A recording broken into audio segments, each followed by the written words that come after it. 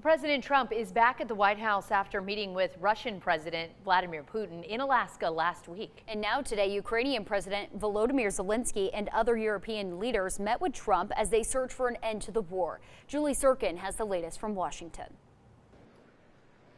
At the White House, a show of solidarity. European leaders and the head of NATO joining Ukrainian President Volodymyr Zelenskyy in his latest meeting with President Trump. Thank you very much for being here.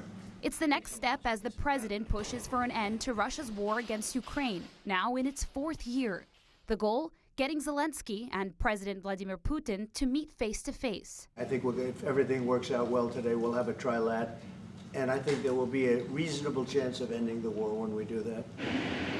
The high-stakes conversations follow Friday's unusual summit in Alaska, where the president rolled out the red carpet, literally, for Putin. But talks were cut short, and President Trump returned to Washington without a peace deal or a ceasefire agreement. We're going to have a phone call right after these meetings today, and we may or may not have a trilat. If we don't have a trilat, then the fighting continues. And Ukraine is looking for security guarantees to prevent another Russian invasion in the future. There'll be a lot of help. When it comes to security, there's going to be a lot of help. It's going to be good. Russia wants to keep the Ukrainian territory it occupied, about 20% of the country. He's certainly asking for things that the Ukrainians and others are not willing to be supportive of, and that we're not going to push them to give. President Trump has signaled Ukraine might have to concede some regions to Russia, something Zelenskyy may not agree to, but saying today.